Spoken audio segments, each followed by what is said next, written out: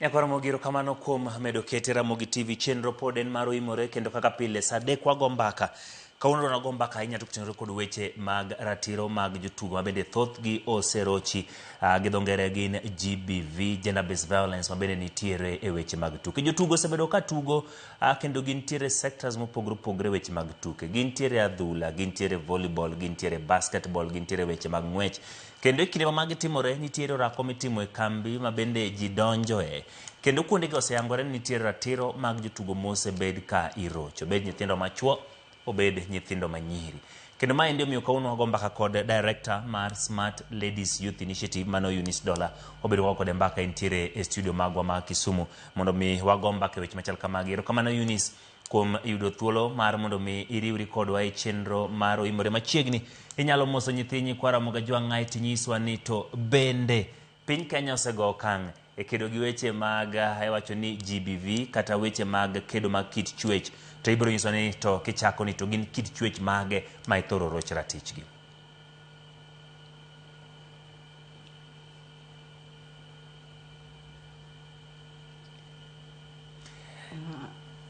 Erokamano ahinya Ramogi TV kuom rwaka e studio maru odiochieng' ma kawuono. An nyinga en Eunice Dola, an director ma Smart Ladies Youth Initiative ma tiyo Kisumu County kod Migori County. E Kisumu County watiyo informal settlement ma Kisumu, kendo in Migori County watiyo ward achiel e Migori County at the moment. Koro gima Smart Ladies Youth Initiative timo maduong' en tiego nyithindo manyiri mantiere e tuke kod maonge tuke ngimagi mar afya margi, iluongo ni sexual reproductive health, and wa make sure ni kata ka gitugo to ngimagi mar afya ber. To at the same time bende nyocha wachako advocacy mar make sure ni ji ochako lose weche mag kedo mag kit chwech, gender based violence, ma osebet koling' ahinya sana sana e yore mag tuke mopogore opogore. Eunice, nitiere watimo more of sensitization. Eunice, nitiere weche motenore kod gik machal kamagi kendo thothne waneno ka ji ok osebedo gi thuolo mar wuok oko mondo mi gilosi. Gin ang'o gini ma timore kuonde ma nyithindo gi seche moko oikore ka gitugo tuke, to gin yore mage mamoko mirocho godo ratichgi, to bende gin thuolo mar yango gigi maonge kama gikete luoro? Bende waseyawo thuolo moromo mondo mi gilosi, mondo mi giwach gigo matimore kuonde ma gitime orako ka gitimo training, to kata kinde ma bende gitugo tuke mopogore opogore?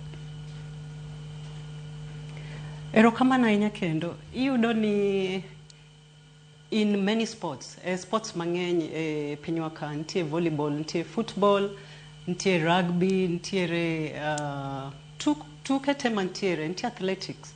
To iyudo ni ng'eny clubs mantiere e gweng' kata e counties, clubs mobedo formed e counties, jok moform gi gin joma chuo, kendo leadership margi gin joma chuo, ng'enygi gin joma chuo. To kidhi yudo ng'ama dhako e clubs gi, to maybe okete kaka assistant ama okete kaka jalwedo. Koro iyudo ni nyithindo mabiro tugo ka gintiere e lwet joma chuo gi. To kipuonjowa to iwacho ni ng'ama en coach onego bed ni en kaka father figure, onego bed ni en kaka baba, onego bed ni en ng'ama nyithindo gi biro ire ka gitugo, to okawo responsibility mar bedo kaka ng'ano ma en kaka babagi, kata mentor, kata ng'ama koro miyo gi leadership kendo nyiso gi yo ma onego bed ni giluwo. To iyudo ka weche moko timre e bwo tent, anyalo wache bwo tent, ma oganda mantie kanyo ok nyal ng'eyo maber gima dhi mbele nikech oum. Nyithindo gi kama gidhi wache ni gima kama timowa kata gima kama chandowa, ma ok en e club gi ka, bedo matek. Koro weche mag gender based violence, ma dholuo wacho ni kedo mag kit chwech, ma anyalo medo ni gima hinyo kabisa kanyo en sexual gender based violence.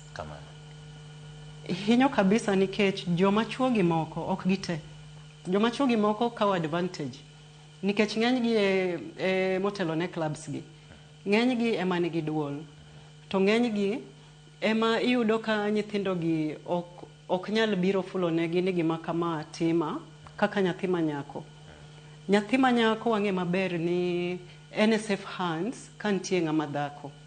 To kapo ni gin chuo lilo, to nitie weche moko ma nyithindo gi ok nyal wacho.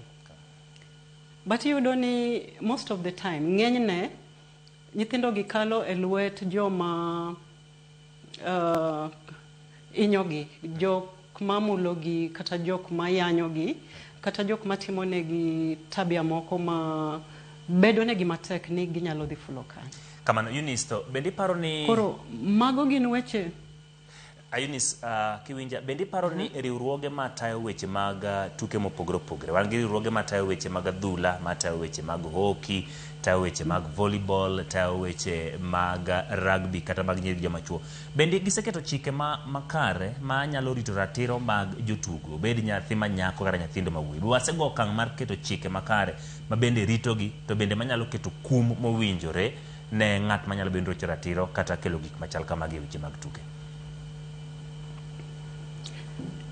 Ministry of Sports in 2024 under leadership mar is it Kipchumba Murkomen? Ne form committee ma iluongo ni Gender Protection and Implementation Committee. Mane oket mondo ongi weche mag gender based violence e sports. To committee ne obedo formed mondo o make sure ni weche mathago nyithindo manyiri ka odok yo korka sexual gender based violence bedo handled kod that special committee. To nyaka kawuono mago pok otimre. Nyocha wayudo a new CS Mvurwa, but en bende nokone this committee ni they should implement gender protection and implementation issues mag sports. Iyudo ni wan gi federations, anyalo wuoyo federations ma Kisumu ka kod Migori nikech kaka Smart Ladies Youth Initiative waseromo kodgi kendo wasetemo tiego gi ka odok yo korka weche mag kedo mag kit chwech to sana issues mag sexual gender based violence. Iyudo ni ng'eny federation officials they don't even ok ging'eyo ni sexual gender based violence ni enang'o. Koro mano already nyisowa ni kata kaponi Ministry of Sports noketo chike ma onego bed ni luwo, chike gi pok otiego godo federation officials ma onego bed ni tiego godo coaches kata officials mag teams. Koro yudo ni nitiere gap moro kanyo matin ma onge chik moro mochiko to kata ka nitie to chike gi nitie mane kalatas ok gibed implemented. Kamano Eunice, wantiere gi weche motenore kod kaponi wasegoyo okang' nikech chik oketi to nitiere okang' mondo bed ni koro wagoyo mondo mone ni chike go chako tiyo. Bende wasegoyo okang' to kapok wagoyo okang' gin ang'o gini monego koro watim mondo mi warit ratiro mag jotugo, bed nyithindo manyiri kata nyithindo machuo, nikech kata mana e kambi mopogore opogore ni seche moko ji odhi odak e kambi idwa tim yiero mar jotugo, list mar jotugo madhi tugo, tiyudo ka en weche mag seche moko idwa ni gibed ndhogruok mag del, moko ibuogo, moko imiya yany, moko isiemo, kendo ma ketho paro mar jotugo. Bende wasego okang' chakre chiegni bedi mar duoko gi piny koso pod wan mana kacha? Aga Khan University notimo nonro last year 2025 to kane gitimo nonro to ne giyudo ni atamalo 69 mag nyithindo manyiri mantiere tuke mopogore opogore osekalo e lwet joma hinyogi, jok ma influence gi sexually, gisekalo e lwet fans ma seche moko yanyogi, seche moko bende mulogi e yo ma ok ochiko yo. To atamalo 69 ni malo kabisa. Nyiso ni out of jotugo 100, 69 ose experience sexual gender based violence. To maindi namba maduong' nikech in 2024 ne en at 43%, ne en 43. To between that time nyaka 2025 odhi malo nyaka 69. Nyiso ni 2024 ne nyithindo manyiri 40 gadek out of 100 emano experience issues mag sexual gender based violence.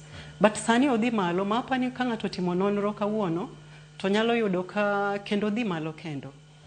Anyalo wacho ni sexual gender based violence or gender based violence kedo mag kit chwech tuke en wach ma opondo ahinya, en kaka dhola mopondo to ma ji bende ok dwa lose, nikech ka ng'ato chako lose to ichalo ng'ama wasigu kendo onge ng'ama dwaro winji. To mana nikech leadership mag sports federations gi clubs ng'eny gi gin joma chuo, to joma chuo gi miyudo ni moko ema gin perpetrators, moko ema timo kamano. Koro mondo chik machako kwedo kit timbe bilagi bedo mayom yom. Nyithindo manyiri mang'eny osebet ka ywak. Migao mar Smart Ladies Youth Initiative notimo nonro moro last year December. To nyithindo manyiri ne owacho ni coaches magi trust ema nindo kodgi. Coaches magi trust gi ema moko osemiyo gi ich bogolo negi. Coaches magi trust gi ema kendo ok ginyal dhir gi mondo giful, kata kapo ni official moro ema timo negi kamano to bedo negi matek mondo gidhi mondo giful negi, nikech gin joma chuo to giluor nikech gin part and parcel mar office no endo. To moro kendo mana dwa mulo matin en ni iyudo ni sani sports mar nyithindo manyiri chudo, kendo nyithindo manyiri yudo opportunities madhi kata tugo oko, kendo giyudo pesa moro kata kapod gin e school. To sani bende nitie schools ma miyo gi scholarship, to miyo gi scholarship kokalo kuom coaches mani kod gigi. Tiyudo ni coach ko oseneno talent mar nyathi manyako, to nyathi manyako ni onyalo kawo ba odago godo nikech en ema konye yudo scholarship mar somo. Koro parents o trust coaches gi, to kose trust gi to nyithindo gi gima gikale lich ahinya, nikech kanwa timo nonro last year nyathi achiel nokonwa ni gimosekalo e lwet ng'ama nomiye scholarship mondo dhi osom okonya kata dhi fulo ne janyuol ne, nikech janyuol ne neno ni o benefit, kendo coach ni endi kata official ni ogologi kama netek ahinya bodoko gi e school. Kamano Eunice, to onge ng'ama ng'iyo ni to jogi gin joma qualified. Kamano Eunice, ere kaka wanyalo konyo? Gin joma nyari to nyithindo manyiri gi koso gin mana joma use gi. Kamano, ere kaka wanyalo konyo nyithindo machal kamagi, nikech ma en ng'at mohero tugo, ng'at mane gi talanta. To seche moko gik ma kamagi kosetimorene to nyalo weyo makoro kodhi nyime kod weche mag tugo, kata lek mane en godo, kata talent mane godo odhi obet nikech gik ma osetimorene e seche ma bende seche moko en e kambi, seche moko tugo, kata seche ma orado kod joera mag tuke mopogore pogore. En ang'o gini ma wanyalo timo nyithindo machal kamagi mondo mi wakan talanta ma gin goni, kata mondo mi wajiwgi, nikech lipode mathoth kaka ne wacho kan wang'iyo en ni thothgi ka kwan no duong' 69 gin moseyudo gima chal kama. Ere kaka inyalo los kodgi, kata inyalo konygi mondo mi kik gibed e talanta ni kata gium, nikech seche moko nyathi manyako kata nyathi ma wuoyi nitiere gi talanta to wacho ni ka ng'adhi idhi timna kama koro beti. Ere kaka wanyalo konyogi? Apani gima osebedo ka onge maduong' ahinya en sensitization. Iyudo ni nyithindo gi sensitization en puonj. Iyudo ni nyithindo gi kia kata ni gimitimo negi ni rach. And at the same time akoni ni kata federation officials moko ok ong'eyo ni sexual gender based violence en ang'o. Koro akwayo kendo ang'eyo ni maendi kwayo ma kochopo mbele ministry mar sports gi federations to wadhi yudo kwe matin. Kapo ni coaches gi officials mag clubs, including federation officials, nyalo bedo empowered mondo gi bed jogo manyalo rito nwa nyithindo manyiri e kambi. To at the same time onego ket chike ma ok yom, oket chike matek ne coaches matemo timo ne nyithindo manyiri marach. To maduong' ahinya federation officials, Ministry of Sports already nigi policy ma guide issues mag safeguarding. To gin mane karatas. Kapo ni wanyalo bedo gi independent bodies ma nyithindo gi nyalo trust mondo gidhi report kuom gi kapo ni nitie wechego, or hotline namba ma ginyalo goyo ma kisiri ma ng'ato ok ng'e ni ne gigoyo namba no mondo gi whistle blow ni gima kama timore e club ka biuru konywa. Koro achiel en coaches ma coach nyithindo manyiri kata nyithindo ma are below 18 years. Aparo ni onego federations okal negi chike kata puonj manyalo puonjogi kendo kalogi mondo gibed jomopuodh ni nyalo rito nyithindo. Kik bed ng'ata e gweng' ni o form team kanyo endo chako train team to en ng'ama yorege ok kare. Kamano. And at the same time ka Ministry of Sports be nyalo or Ministry of Health bende nyalo keto safe houses or safe spaces kama nyithindo gi nyalo ringe. But iyudo ni coaches gi bende nyiso gi ni kapo ni ufulo to okwa bi keto utu, kapo ni ufulo to scholarship cha idhi ng'ad, kapo ni ufulo wa to scholarship mana dwa yudo nu loka koro kadhi yudo nu kata mondi dhi tuge first team koro kibitugo. Koro nikech nyithindo gi dwani talanta gi odhi mbele kendo mondo chieng' moro chulgi gintiere e lwet coaches gi kata coaches gi timone gi marach. Kamano to iparo ni kinde ochopo mar mondo mi kocha ma bende kori imiyo nyithindo nikech wantiere gi training camps mopogore opogore, wantiere kod academies mopogore opogore matinde ikawe nyithindo. Iparo ni bende timo negi nonro yange ng'ato ni to en ng'at machal na dong ni background check mitimo ne kocha to bende kuteno kamano gin bende onego bed ni itero gi e tiegruok moro kata training ka ginyalo dak kata mana handle nyithindo mondo mi oduogi yie nikech kaka wacho kanya dier diere lipode mwaseyude kuonde ma kochakore gi weche mag ng'weche gwenge mag Hoho mar Okak nyithindo manyiri kata mana mine madongo oseroch ratichgi. King'iyo kata joma chuo kata yawuoyi bende moko oseroch ratichgi. Osetamgi yudo ratiro mondo giyudo nikech seche moko gitamre chopo dwaro ma jomoko kata kama. Biparo ni kinde koro chopo mondo mi watim background check ne coaches, watimo training mondo mi gibed ni ginyalo rito ratiro mag kit chwech mopogore opogore momigi mondo mi gitayo weche mag tuke. Aparo ni wach mar gender based violence, wach mar kedo mag kit chwech onego bed ni en emergency issue. There's a time mane ker mar pinywa Dr. William Samoei Ruto ne owacho ni koro o declare gender based violence issues as emergency. To chakre chieng'no nyaka sani bendo osebedo emergency adier. Iyudo ni nitie report manochiwe camp mar athletics in Iten ni over 50% mar joma ne nitie kambini ne kale lwet joma koro abuse gi 50% is a very big number. Mane e camp. Nyocha FIFA ogolo chik moro ni kuom coaches ma coach football mag nyithindo manyiri nyaka wabed gi vice or head coach obed ng'ama dhako mondo gitem kelo issues mag gender equality. To mano bende osetim. Aparo ni mano bende dapenj ni bosetim to nonro mane manyalo konyowa mondo wang'e ni to gigi duto moketie kalatas, gigi duto ma iwachogi bende itimo gi maber. To gima bende timre wach addressing issues mag gender based violence, mag kedo mag kit chwech e tuke. Iyudo ni ka ji lose to gin athletics ema ging'iyo. Athletics is just one sport. What about sports moko? Hockey. Last year under 21 hockey nyocho dhi oko. To kiwinjo story ma igoyo ma officials mag Kenya Hockey Federations ok dwa mondo wach. Nyithindo ma under 21 manyiri mano dhi tugo oko. Nitie moko mane nyaka chiwre.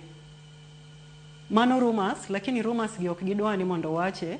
To iko ni kama nitie iro nyaka bed ni nitiere mach. To magi timre e federations te. Volleyball nigi margi. Football kato koro is even worse.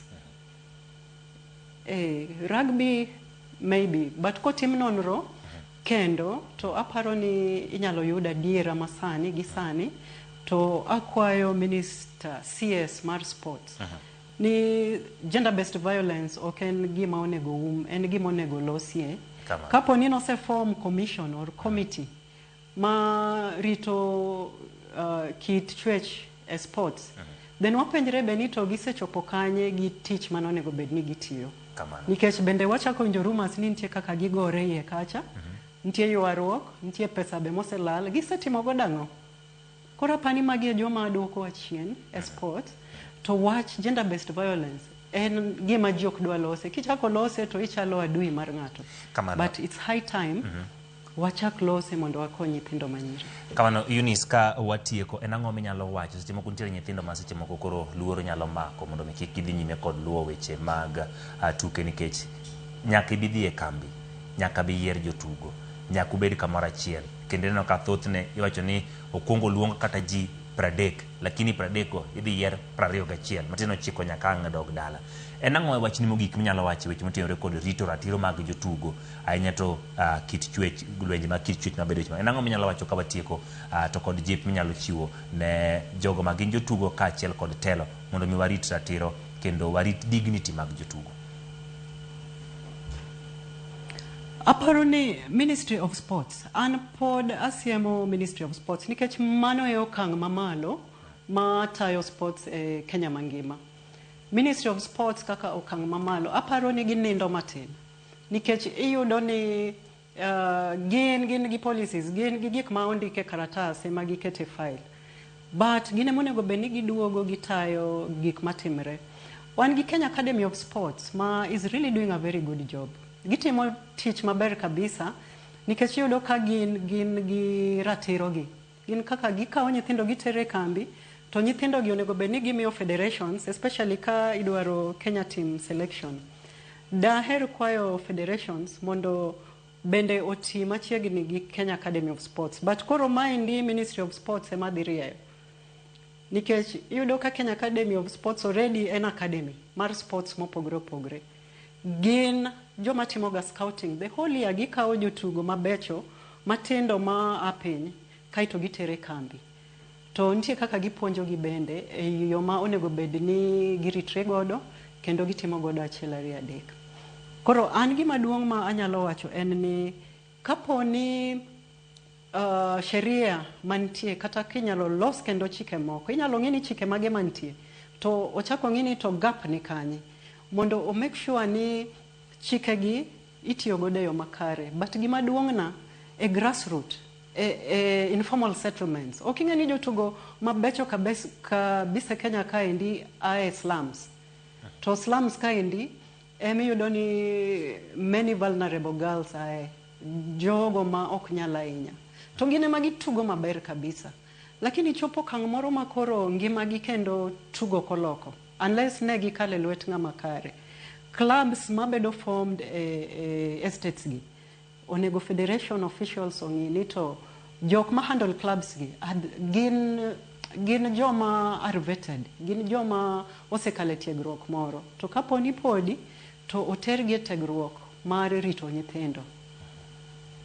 Erokamano Eunice kuom ne yudo thuolo ma nyakwaro magino loso kanyo kod Eunice Dola, Director mar Smart Ladies Youth Initiative, ne olose weche mag rito wachon ratiro mag jotugo ahinya te weche mag kedo mag kit chwech. Erokamano Eunice kuom yudo thuolo kendo loso kodo maduong' onego bed ni koro wene migawo mar tuke mondo mi wane ni warito ratiro mag jotugo kuonde ma gintiere e klebe mopogore opogore, kuonde ma gintiere wacho ni club houses kaachiel kod neno wating'o malo kit chwech. Nyakwaro mogik, mano ema kelowa e giko mar weche manyien chenro mar Oimore kaachiel kod twak mane wantiere godo e weche motenore kod ratiro mag jotugo kaachiel kod kedo mag kit chwech. En gino ma wabiro medo lose nikech oseyangore ni kwan maduong' mag jotugo, nyithindo ma yawuoyi, nyithindo ma nyiri, neno matek ahinya to kirocho ratichgi.